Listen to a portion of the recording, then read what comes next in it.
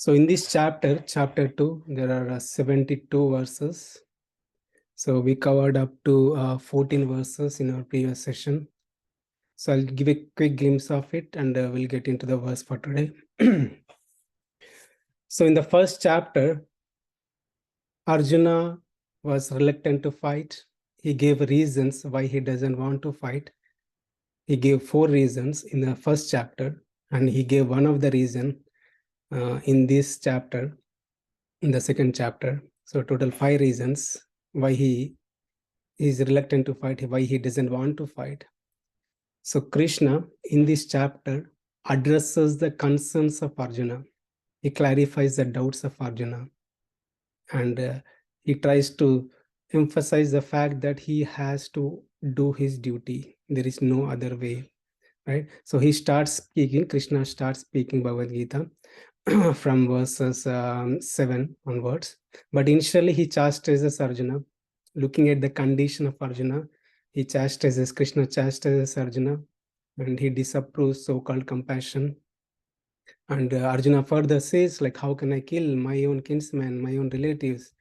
And Arjuna himself says he is confused and he surrenders to Krishna. Krishna, I am in a total confused condition. I'm confused about my duty. You tell me what is my duty at this time. Then Krishna starts speaking, and Krishna also says, like, you're speaking like a learned Pandit. He spoke Dharma Shastra, he spoke Ardha Shastra, and you may not be aware of Gnana Shastra, the knowledge about body and soul. So Dharma Shastra, Krishna referred to as, like, Arjuna spoke about killing anyone is adharma. So as per Dharma Shastra, that is true. One is not supposed to kill any other person, right? Dharma Shastra. And Ardha Shastra is like a political science. That is, as per political science, an aggressor or a criminal can be killed, right? So and Arjuna, even though knowing Dharma Shastra and Ardha Shastra, political science and science of Dharma, he's still confused because he's not aware of Gnana Shastra, the knowledge about soul. So that's where Krishna starts speaking Bhagavad Gita, giving the knowledge about the soul. It's called Atma Gnana, knowledge about the soul called Atma Gnana. So he starts saying that we all exist, like Krishna starts saying, giving the analysis of body and soul. So Krishna says, don't lament unnecessarily. All individuals exist eternally and change of bodies is natural. So that means we have existed before. In one of the verse, Krishna says, we have existed before, we are existing today, and will exist in future also. So Krishna is not referring to the body. Body will last for 100 years. But soul is the one which is going to live, which lived in the past, which is living now, and is going to live in future also, right? So what changing is the body, not the soul. And Arjuna might argue that, Krishna, you're saying that soul is eternal and exists eternally, but when I kill, there will be a pain to my relatives, Bhishma and Dronacharya, right? So yeah, that's a valid point. Krishna says, yeah, I acknowledge that, but you need to tolerate. When you're performing your prescribed duty, there will be difficulties and you must tolerate. That's what Krishna says, right? Martara sparshash kauntaya sitoshna sukha dukkada agamo apaino nityam tam titiksha bharata. So that was in our previous verse. So is Krishna saying, like, happiness and distress, those are like summer and winter seasons. They come and go, right? It is nothing but a sense perception. You know, we feel the cold, we feel the heat. It's our sense perception, right? So similarly, happiness and distress also is a sense perception. So we analyze this with various examples in our previous session. And Krishna said, one must tolerate, right? So when the happiness or distress happens, one must tolerate. So we also did a deep dive on this tolerance, understanding tolerance. What is tolerance? Why do we need to be tolerant? How to cultivate tolerance? When to be tolerant and when not to be tolerant? So we covered this in detail in a previous session. So most important life lesson was like, when we are tolerant, when we have this tolerance of unavoidable, helps us to concentrate on the most important things of the life. We are too much worried about small things, then we'll not be able to focus on the most important thing of our life. So we talked about this in detail. So verse for today is we'll do from text 15. So in this verse, Krishna says, equanimity is the eligibility for liberation. So in the previous verse, Krishna said, one must tolerate happiness and distress. And in this verse, Krishna is saying, if a person is not disturbed by happiness or distress, then that person is eligible for liberation. It's a very, very important verse. So we'll try to analyze this verse. So why would anyone be disturbed by happiness? We always want happiness. Whatever we do for happiness. We cook nice food for happiness, right? So no one cooks any food for distress, right? Whatever we do is for happiness. We cook nice food for happiness. We go to work for happiness, right? We buy good clothes so that we can look good and be happy, right? In this world, anything we do for happiness, right? So why Krishna is saying anyone would be disturbed by happiness? Why would anyone be disturbed by happiness? So two reasons. One is these reasons given by our acharyas that when someone is happy, happiness which is derived from an external objects like money, one is good. When one has enough money, he'll be obviously happy. That happiness is deriving from an external object, right? And name, fame, popularity, right? In the city, country, or world, right? Again, that's also happiness which deriving from external things, right? So good education, it could be anything. It could be anything. Happiness which is derived from an external things, right? So one would get disturbed. He thinks like if someone is getting a name, fame, and popularity, he thinks like it is because of him. What he is getting is because of him and his own effort, right? And the egos comes into picture, right? And second thing is, well, first thing is the ego, and because of that ego, he sees other people low, right? So I am this, everything happening because of me, right? And he sees other people low, right? And second thing is, if one tries to derive happiness from the external things, he'll get attached to the happiness, right? So if I'm happy by cooking a nice food, delicious food, right? So yeah, I'm happy today, but after tomorrow, second day, third day, it depends on the level of enjoyment we derive from.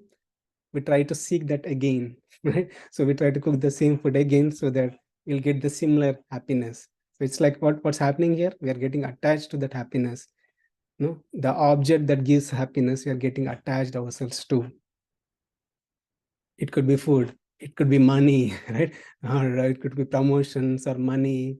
I'm getting the money and I'm happy today, and I'll get attached to that money again. I have like $100,000 today.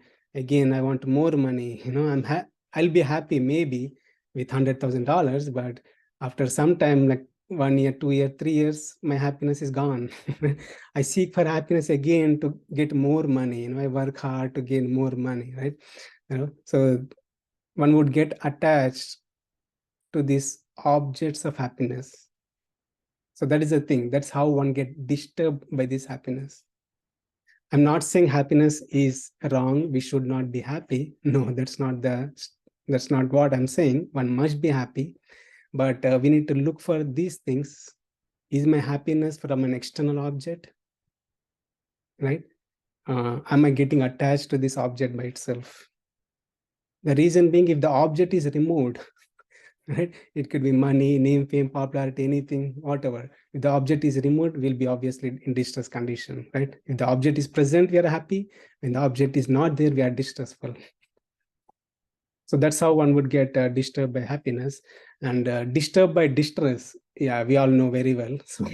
So when there is a distressful, when we are in a distressful situations, it could be anything, right? So loss of job, loss of money, loss of car, or what are the things we are pretty much attached to. When that is gone, obviously we'll be in a distress condition, right? So we'll be disturbed by happiness and distress equally, right? So Krishna is saying here, a person who is neutral in happiness or distressful situations, such a person is qualified to attain liberation. Okay. Then the question comes, how do we stay in this neutral condition, right? In spite of going through happiness or distress. Can I stay in this neutral state with my own strength? Is it practical? Krishna, you are nicely saying very nicely, giving a statements that this person who is equal in happiness and distress is certainly eligible for liberation. Krishna, you are giving a nice statement, but is it practical? Is it practical for us in our life?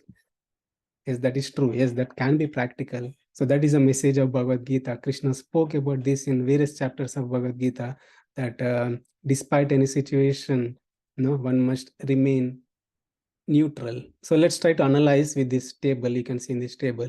So a person, there's a situation is happiness, right? Happiness from anything, right? A karmi, we'll try to analyze a person who is like a karmi and karma yogi or jnana yogi or bhakti yogi or sharanagata. So that's all comes into the other category. But this category, a person, just to analyze, not to pick or anyone or criticize anyone, but just to analyze, like looking at the things, understanding these two statements, this statement of Krishna by the instructions of Krishna, like different yogas practices, right? Karma yoga, gnana yoga, bhakti yoga. So a person, when he's in happiness, he thinks it's a karmi. He thinks it's because of him, everything because of him, right? And he'll get attached to that. I gave examples like name, money, or name, fame, popularity, or anything. He'll get attached to that. But a yogi, the practitioner of karma yoga, gnana yoga, bhakti yoga, sharanagati, or any yogic practices, he thinks he's getting happiness because of the mercy of the Lord. One may think like, why I'm bringing God in picture. Right? It's easy. If you bring God in picture, things are very easy. Right? So if God is not in picture, it gets complicated, but things are more easy, right, when we have God in picture. I'll give an example. So when I'm happy, I got promotion or I got good money, my perception, look at my perception now. I think it is because of maybe my good karma. Maybe I've done some good karma in the past, something is coming back, right? And also, I'll not get attached to it. I'll offer this to the Supreme Lord. Krishna, it's because of you, your mercy, I attained it.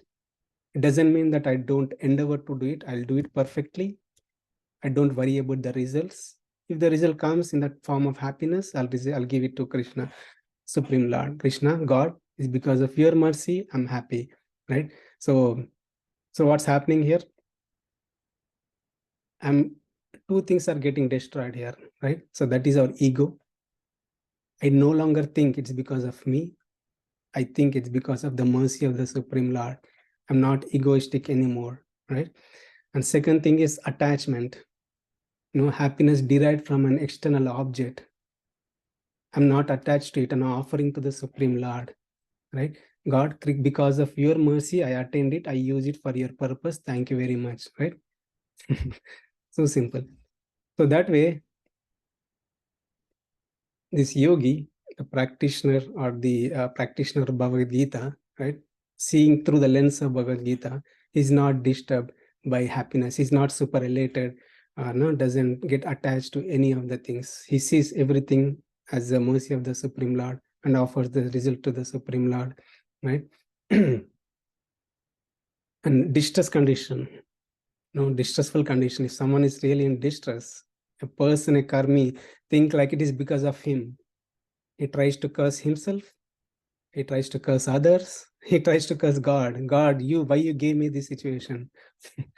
I'm in distressful now.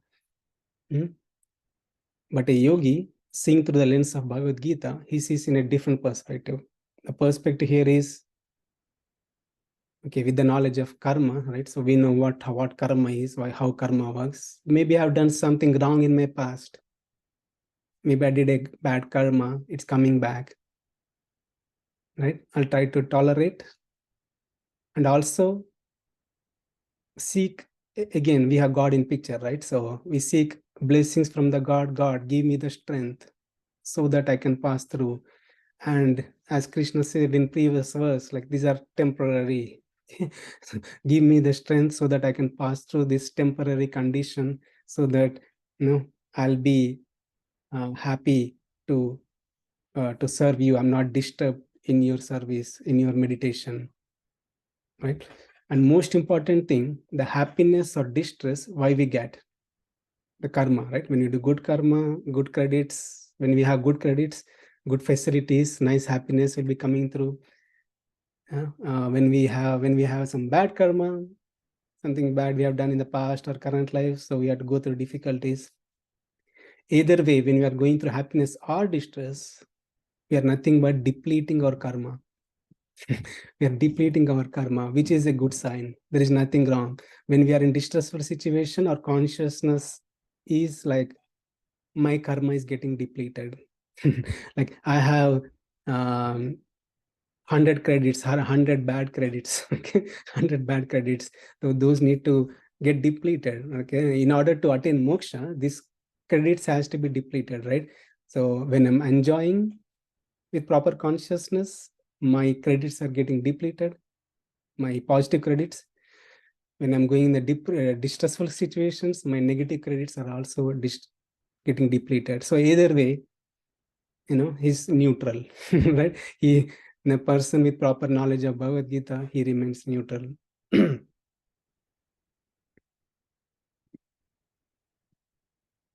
So I'll stop here. If you have any questions, we'll take. Now we're going to go into the different section about the soul, in details about the soul.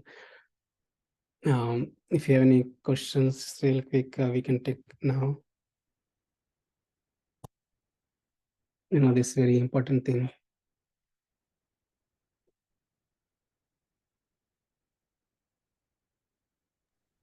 Hare Krishna, Prabhuji. Hare Krishna. So, Prabhuji, like the understanding is here is like, so whatever, we get happiness or distress, we have to keep in mind that it is only the result of our karma, our baggage that we are getting that, and that way we should remain neutral, right? So that is the understanding here, right, Prabhu? Yeah, that is one understanding. And also, like, we are not get super elated when we are happy. We think like it's because of God is merciful, right? It's not because of my good, yeah, of course, good karma, but it's not because of my strength. It's because of God's mercy. Like I got this situation, and I'm not too much attached to the situation again. Like, yeah, if God gives me happiness in this form, money form, okay. If God gives me happiness in a house form, it's okay. Like, I'm not attached to any of these objects. Right? I'll offer to the God, you gave me, this is all yours, no problem. Getting attached to it, right? So that's why I stay neutral. If I get attached to it, then there's a problem. Karma bandhana. Yeah, yeah. Yeah. So we'll see in the third chapter also, Krishna spoke about like, in detail, like karma yoga practices, but I'm giving it. Okay. Yes, Prabhu. Yeah, Krishna spends like 3 chapters, like third, fourth, fifth chapter all about karma yoga and how to. It's very practical, right? So we all do karma, we all do activities, we all go through these things. So how to live in a way that we are not disturbed and working towards our goal. The eternal goal is to attain moksha. Right? So that's why Bhagavad Gita is a moksha shastra, helps us to understand our identity and Krishna helps us to drive towards moksha, liberation. Saran Prabhu, you have a question?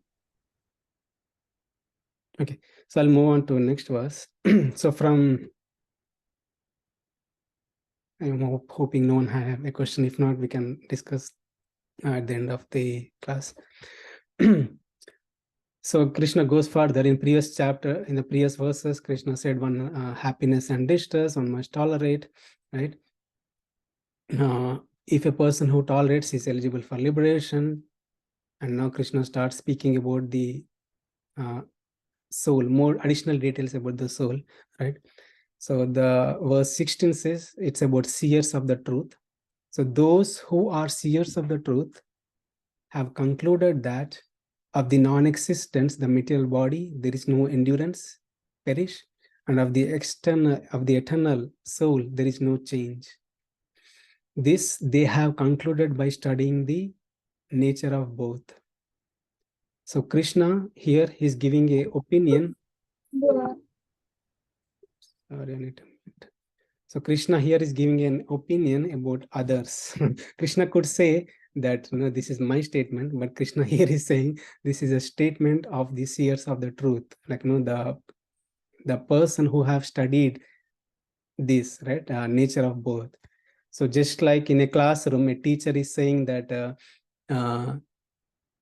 you follow these instructions. If you follow these instructions, your life will be good, right?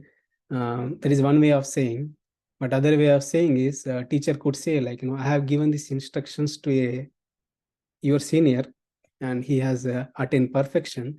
And he said that by following these instructions, he attained perfection. Right? It's a different way of explaining the things. So Krishna here exactly doing the same thing here. So here saying the persons, the knowledge has actually given by Krishna to the people, right? The knowledge about Atma Gnana. Krishna is saying that the person who have studied this, their realization is that the body is temporary, soul is eternal. That is the message here. Okay. So how can you understand that? I think we went through deep into this topic about the soul and body differences in our previous session, but I'll quickly speak to that. So who am I? What is our real identity? So everyone has an identity. People identify by names, right? I'm so and so. Some identify by designation. I'm a doctor, physician, or engineer. Or others may identify by nationality, country, gender. There are different identities. So these identities are relative identities which change based on time, place, circumstances, right? So that identity which doesn't change, it is common to everyone, every human being, every living entity.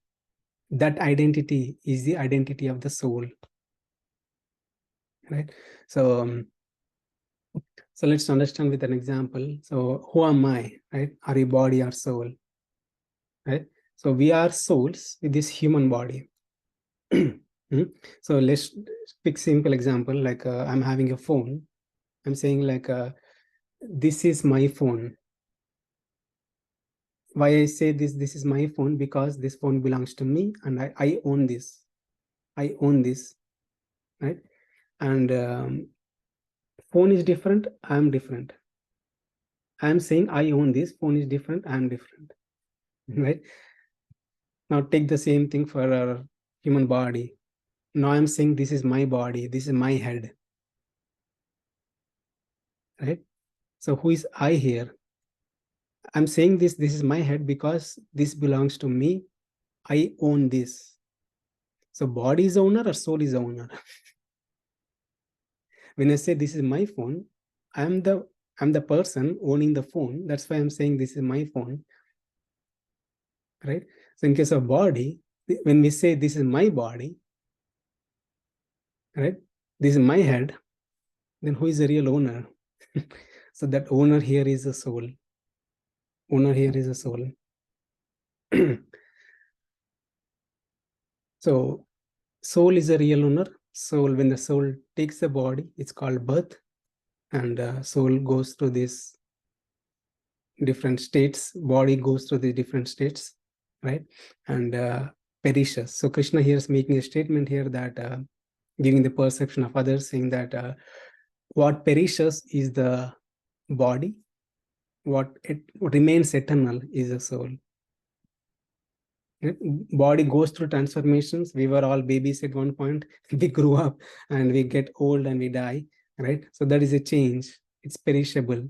So what is perishable goes through changes. I repeat, what is perishable will goes through changes. That which is not perishable doesn't go through changes. So Krishna is trying to give you analysis like this, that is, so what doesn't change, doesn't go through changes is the soul. Right? So in simple way, soul is the one which doesn't change and the body is the one which changes. So why body is perishable? Let's understand that why body is perishable. So we all know, right? There is no person who lived for 1,000 years or, or lived forever. Whoever has taken birth has dead, right? Who has taken birth in the past has dead. Who are living now will die soon, right? So this body is subject to perishability because I'll give a simple example. We'll understand better. So if you are making a upma at home, we all do this, right?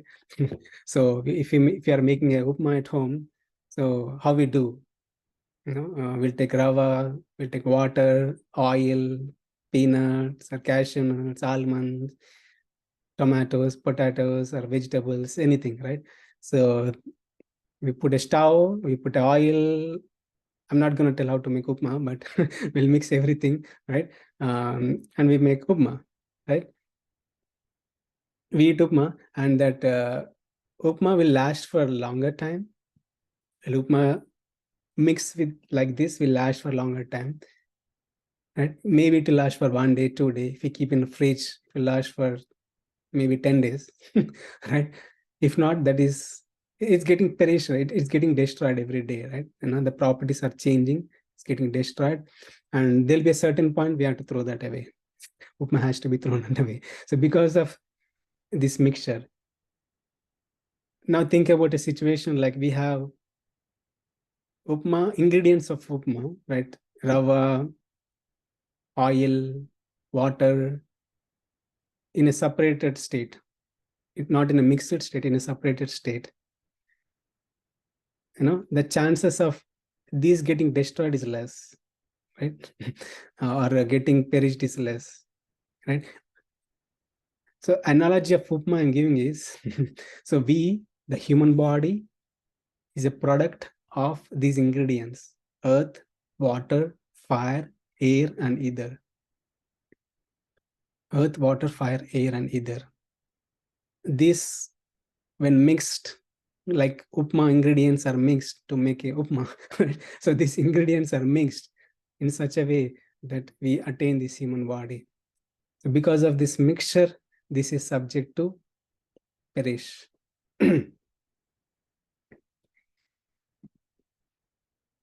Okay, quick insight into these verses.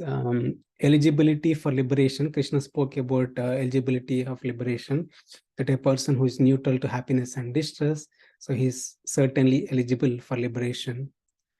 And Krishna also spoke about body and soul, right? So body is temporary and soul is eternal. So when one dies, body dies, soul doesn't die. Krishna is going to speak about this in detail in upcoming verses also.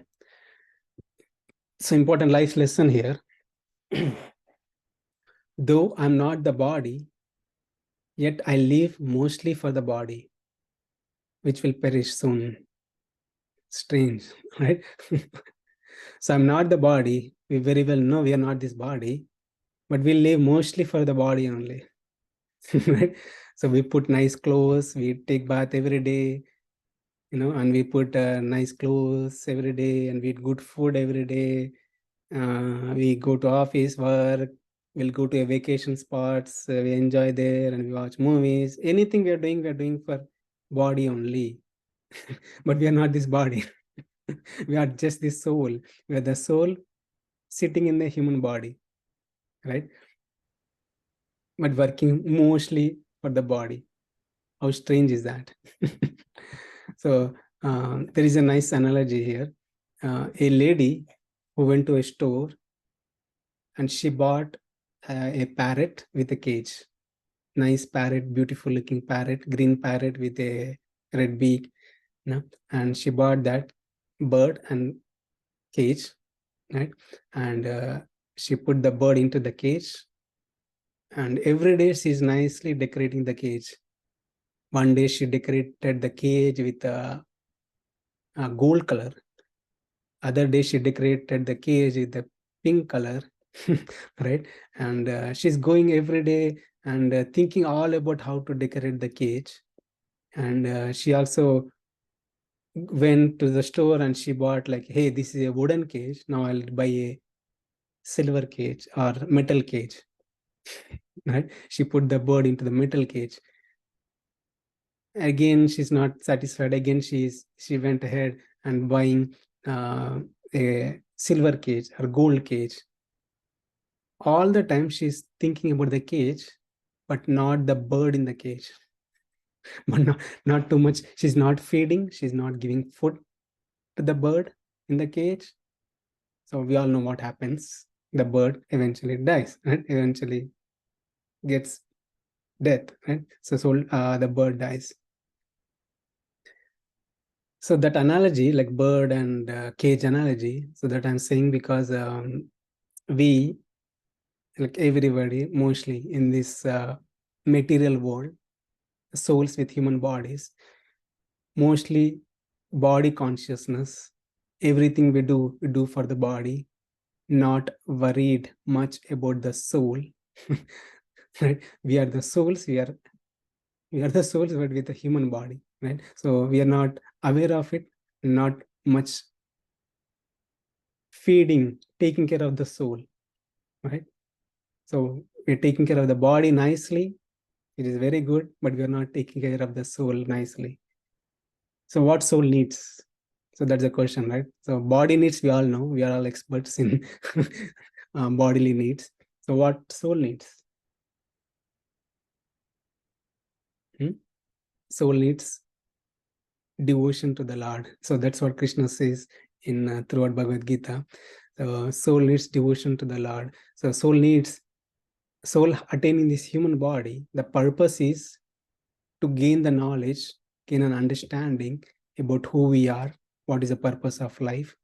These facilities are not given in other species of the life. The facility is only given in this human body. So when one works, like gaining the knowledge from Bhagavad Gita and applying Bhagavad Gita in practice, right? So then we are working towards the soul, right? What soul needs, not get the soul entangled into this repeated circle of birth and death. Okay. So verse 17. So Krishna further says, soul is indestructible, right? So, so that which pervades the entire body, you should know to be indestructible. No one is able to destroy that imperishable soul. So Krishna here is saying that soul is indestructible. What get destroyed is the body, not the soul, right? So Krishna is saying, like in a logical way, that not directly, that Krishna is saying that which pervades the entire body. So what is that which pervades the entire body? What is that which pervades the entire body? That is the soul. How can we understand that there is a presence of soul and that is pervading the entire body? right? How do we perceive the presence of soul? It is clear. It is clear. It is because of presence of soul. There is a life force within us. When the soul goes away, we are nothing but a dead body. We are nothing but a dead body, right? So we can, if you are looking in the mirror, seeing ourselves, and the soul passed away, we can't even see ourselves. We'll just we'll fall flat on the ground. So it's, we are nothing but a dead body, right? So it is because of the presence of the soul, there is consciousness spread all across. We are able to hear, we are able to see, we are able to perceive, understand, all the bodily functions are working perfectly because of the presence of soul, because of the presence of consciousness spread across the body, right? So simple example, if you take a flower, a rose flower, right? So the fragrance in a rose flower is spread across, right? So if rose flower has, we all know rose flower has so many petals. If you take only one petal and smell it, there is a fragrance. If you take any petal, there is a similar fragrance, right? So if I take one petal, I'll get a smell of a jasmine. Another petal, I'll get a smell of a rose. If I get another petal, lily. So not like that, right? So it's the same. It's the same fragrance spread across the flower, right? So next time when you look at the flower, you will definitely remember this verse for sure. That just as like a flower, just as like a fragrance is spread throughout the flower, right? You can feel it, smell it, and feel it, right? Similarly, the consciousness is spread throughout the body. So just as like fragrance is present in the flower, soul is also present in the body, and it is spread across throughout the body. Another analogy is like lamp in the dark room, right? In the dark room, if you put the lamp, naturally we all know we can see everything. The light is pervaded entire room. Entire room is lit. We can see everything in this room. Why? Because of presence of light, right? So sun, just as like sun pervades, like if there is no sun, like it will get dark soon now, so we cannot see the things. But again, later tomorrow morning, we'll see everything. It's because of the presence of sun and the presence of sunshine, right? Sunshine is spread everywhere throughout, not just this planet, Earth planet, all the planets, right? All the planets get sunshine. So similarly, what pervades entire body is the soul. So where does soul resides? Soul resides in the heart region. It is given in our Upanishads that soul resides in the heart region. Krishna also says in Bhagavad Gita, like Hridesha Arjuna Tishtati, that Krishna soul resides in the heart region, soul and also super soul resides in the heart region. And because of the presence of soul, the consciousness is spread from the heart region throughout our body.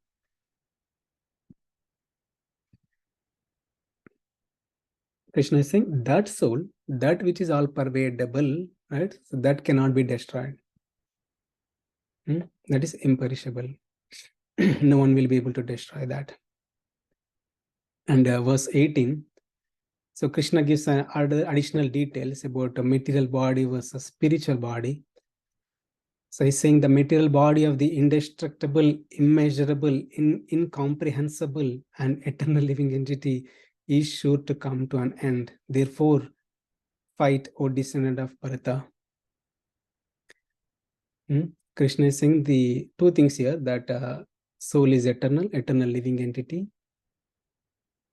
which is indestructible, immeasurable, right?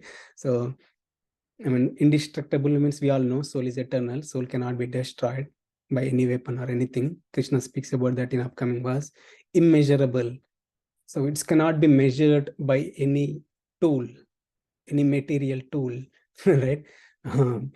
Even scientists are still discovering what soul is. Some scientists don't believe, some scientists still believe. Well, forget about soul, right? There are many things in this universe, still scientists are struggling to figure out what these are. Right? So does life exist in the Mars? Do any other human beings exist on other planetary systems? That is still unknown, but our Vedas clearly declare that yes, there is presence of life in various planetary systems. Right? There are 14 planetary systems. We looked at it in our previous sessions, right? And so the same Vedas who have given this have also said that the size of the soul. So size of the soul is like 1/10,000 times the tip of a hair. Right? If you take the tip of a hair and chop it into 100 pieces, again take one tip of that 100th piece, right? One tip of that piece, again chop into 100 pieces, like that. So 1/10,000 times 1/10,000 times of the tip of the hair. That is the size of the soul is given in our scriptures, in our Upanishads and scriptures, right? So Krishna is saying that soul, that is eternal. What gets destroyed will be the body.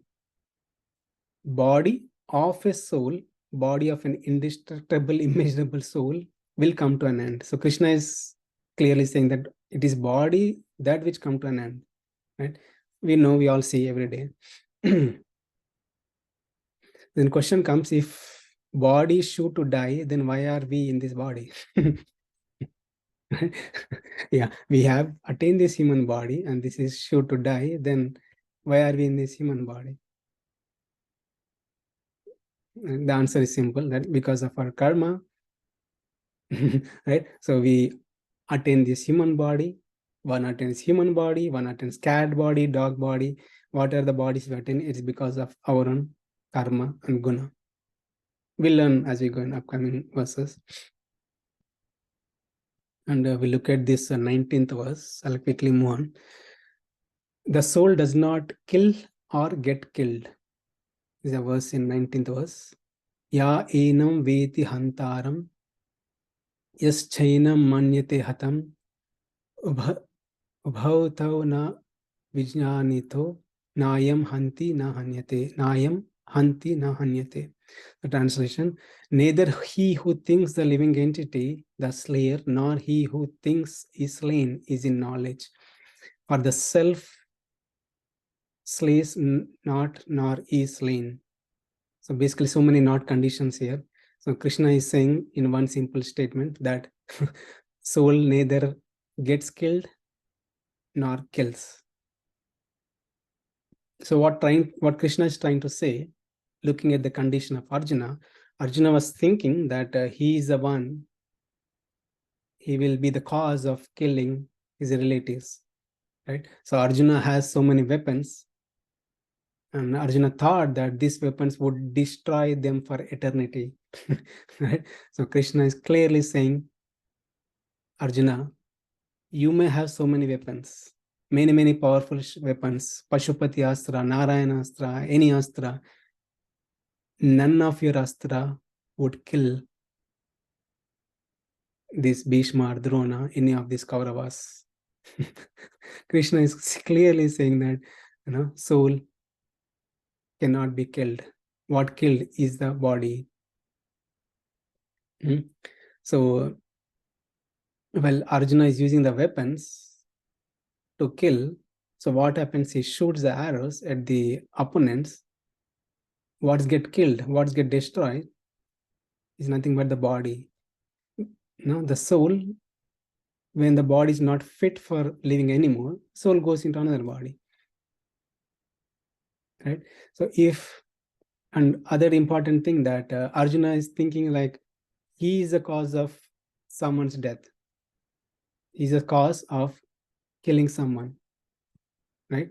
So Krishna is saying, you are not just the cause. There are various other factors.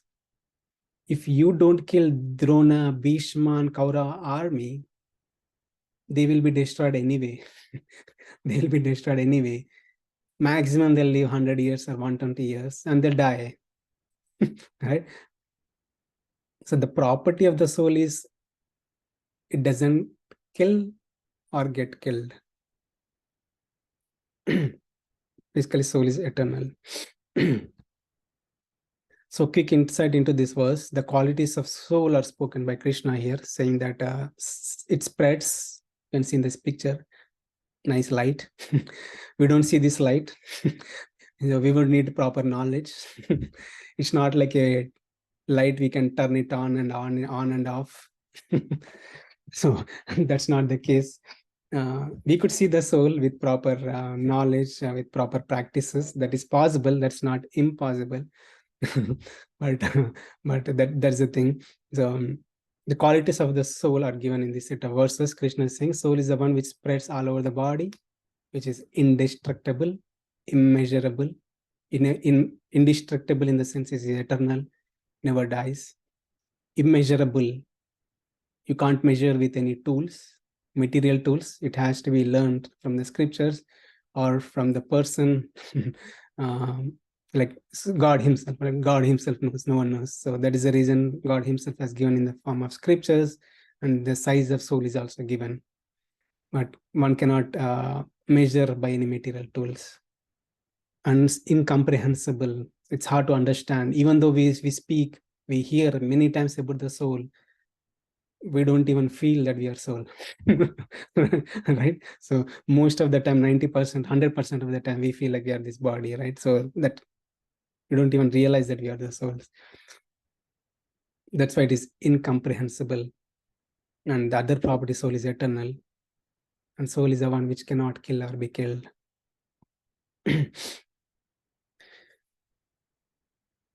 So life lesson here: killing of body without authority is abominable. Let not justify act of violence or animal slaughter on the account of immortality of the soul. So now that we know that soul is eternal and no one can kill a soul, right? So people have this misunderstanding that they support the slaughtering of animals by saying, soul is eternal.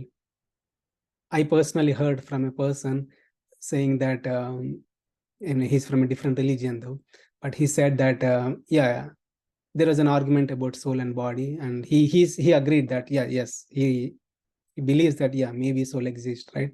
And that person said, he agreed that yes, soul exists, but he said like he justified killing of animals, any animal, saying that if we kill that animal, what get killed is a body, and soul is eternal, and they're gonna get new bodies anyway. And why not we just kill them, kill the goats or sheep or fish or anything, any animals? Why not we kill them? They'll get a new body anyway. Is that what Krishna is saying? No. No, the message of Bhagavad Gita is like people misunderstand that Krishna is not saying that, Krishna is not promoting any animal slaughtering or violence like soul. People misunderstand that soul is not getting killed. So one can kill the body, and one cannot kill the soul, right? So that's not what Krishna is saying. Krishna is saying like we are not authorized. No one is authorized. Unless one has an authority, one is not supposed to kill a soul, kill a body. We all know that soul is the one which resides in the body, right? And we are not authorized, or Vedas, scriptures say we are not authorized to separate the soul from the body. That is a message here. No one is authorized to separate the soul from the body. It could be any soul. It could be a soul of ant or bird or anything, any animal being. So unless one is authorized to do so, like a government will employ a soldier to kill criminals because he's authorized to do so. Similarly, we don't have the authority to kill the soul, so we are not supposed to take this statement of Krishna saying like no one can kill the soul. Soul does not get killed.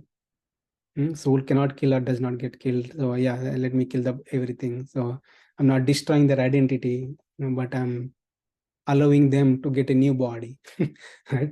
So no one can take that. So one has to be authorized to do this kind of action. So I'll quickly move on. Text 20. Na jayate mriyate va kadachin nayam bhutva bhavita va na bhuyah ajunityah shashvatoyam purano na hanyate hanyamane sharire. Translation. For the soul, there is neither birth nor death at any time. He has not come into being, does not come into being, and will not come into being. Is unborn, eternal, ever existing, and permeable. Is not slain when the body is slain. Krishna is saying the thing again and again with additional statements that soul is eternal, body is temporary. What gets destroyed is the body, not the soul. So the eternality of the soul is mentioned here. Eternality of the soul is mentioned here. For the soul, there is no birth or death. No birth or death. Has not come into the being, does not come into the being, will not come into the being. So we all know anything exists in this material world has a beginning. Anything exists in the material has a beginning. This phone has a beginning. There's a manufacturing date for this phone. There's a manufacturing date for this laptop, right? So there is manufacturing date. Anything we see, there is a manufacturing date. Now, water comes into this existence that was produced at one point, right? So water is produced will be subject to destruction. But the soul, there is no beginning. It is not produced. It always existence. That is why it is not subject to perish. It remains, it's eternal. Soul is unborn. Krishna is saying soul is unborn. Right? So when person takes birth, right, it is nothing but soul is entering into the body. It is by the supervision. In Srimad Bhagavatam also it is said that in instructions by Kapil Dev to his mother Devahuti, where he says that soul enters into the body by the supervision of the Supreme Lord. So similarly, that a soul, when soul enters into the body, that's called birth. But for a soul, there is no birth. Soul is always unborn. We think that soul is born. Soul is eternal, remains eternal, and ever existing. It existed before, it existing now, it will exist in future also. So that's why soul is ever existing. It may exist in this planet, Earth planet, or it may exist in moon planet, sun planet, or any other planet, anywhere. Right? So soul is always existing. And not slain. Krishna is clearly saying that not slain when the body is slain. So Arjuna was thinking like, when he kills the bodies of them, their eternality of or their existence will be gone. The opponent's existence will be gone. So that was what Arjuna was thinking. And Krishna is saying, when you kill them, their eternality will not be gone. Because soul is eternal.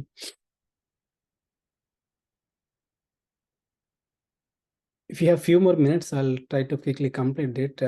What do you think, anyone? Or do you want to end here? I spoke enough about the soul.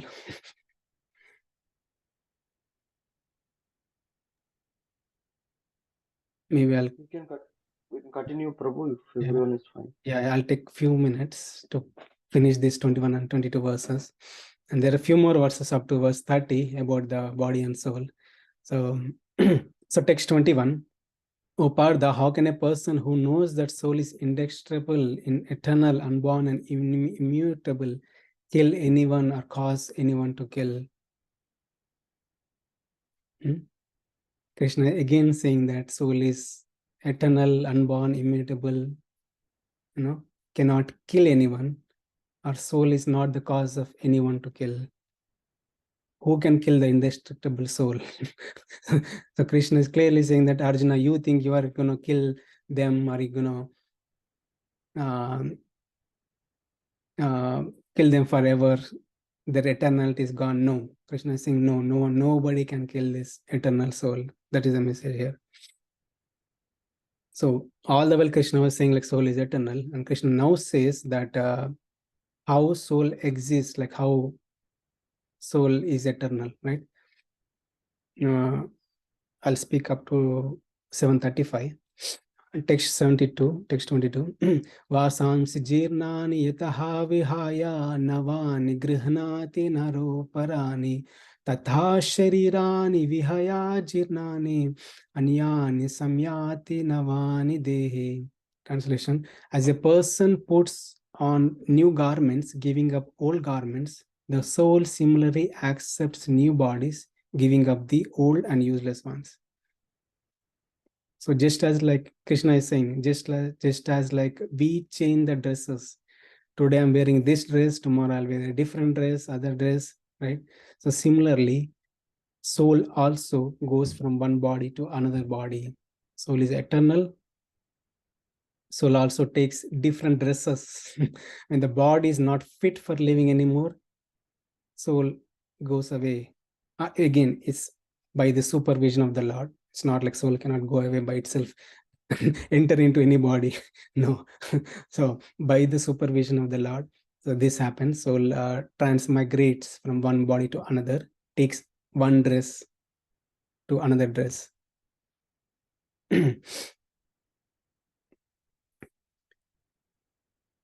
So the process of transmigration has been explained, like I'll try to quickly cover this.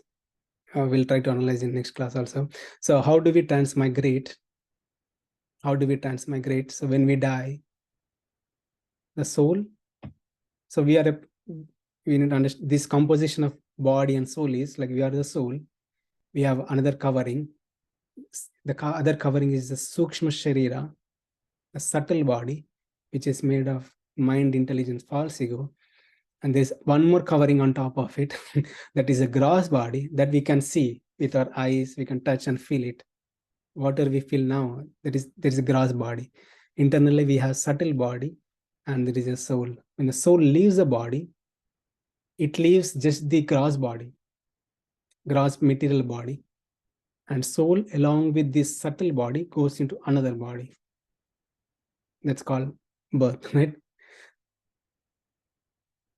And that's how we transmigrate from one body to other. Then question is, why do we transmigrate? What is the purpose of this transmigration? Again, karma. The standard answer Krishna says in Bhagavad Gita, or Sanatana Dharma says, or Vedic literature says that it is because of one's karma balance. We have Sanchita karma and Prarabdha karma. As long as we have this balance, karma balance, good karma or bad karma, any karma, we transmigrate. No, as we live, we develop desires, we accumulate more karma, good karma or bad karma. Again, we'll take another body. And another important thing, what happens during transmigration when we are leaving the body? So we get a body based on our consciousness. What is the state of consciousness we are in? So if a person living a life of a tiger, he got a human body, but he spent his life similar to the qualities of a tiger, right? We all know what is that. So definitely he's not eligible to attain a human body again. So he'll be put into this. Again, it's under the supervision of the God. He'll be put into the body of a tiger where he can behave like a tiger and do like a tiger things, right? So similarly, anything, right? If a person lives his life only like sleeping 20 hours a day, right? So he'll get a body, so where he can do the same thing, right? So whatever one desires, whatever his lifestyle, desires, consciousness one cultivates, he'll get a similar body accordingly. I'll end with the important story from Mahabharata. So I think we know, like, change of bodies, like soul goes from one body to another body. So Yaksha in Mahabharata, Yaksha asks this question to Yudhishthira. The question is, I'll keep it short. The question is like, what is the amazing thing in this world? What is the amazing thing in this world? Then Yudhishthira answers, like, for us, amazing thing would be like maybe some monument Taj Mahal or some Mahal or some monument or our spouse. Everybody has different answers, like what is amazing thing. But Yudhishthira gives a very profound statement here. He says that what is amazing thing in this world? He says the soul resides in this human body. The human body is called Navadvara Pure Dehi. The body, which consists of 9 doors, like entrances, right? Eyes, ears, nose, right? These are all entrances. There are 9 entrances in the body. So the soul resides in the body with 9 gates. It's amazing that it doesn't go away. Right? So if you put a bird in the cage with a door open, the bird will fly away. But this soul, which resides in the body, doesn't go away. That's amazing. Very profound statement. And then Yaksha asks another question, like, what is the most amazing thing? Yeah, that is agree. I agree that is amazing. What is the most amazing thing? It's the most amazing thing, right? Then Yudhishthira says the most amazing thing is the soul living in a body sees other people are dying, taking birth and dying, but the soul within the body, looking at the people taking birth and dying, he still thinks that I'm not going to die. I'm not going to die. My expiration date will never come. Right? That is the most amazing thing in this world. So that is the thing. So the fact is, like, yes, so we are the body and we are the souls embodied in this human body, and we transmigrate from one body to another according to our guna and karma. There's a process of transmigration. So that is the teachings of our Sanatana Dharma, teachings of Vedas, or teachings of Krishna. Okay, so sorry I took more time. So I'll stop here and we'll try to go a little more details into this verse, and we'll try to complete about the Atma Gnana, knowledge about the soul, in the next session, and we'll try to we'll start the Karma Yoga. Krishna speaks about Atma Gnana and drives Arjuna towards Karma Yoga and Gnana Yoga and stage of Sthita Prajna. So we'll try to learn that in detail in upcoming sessions. So thank you all very much. If you have any questions, we can take now. I'll stop recording.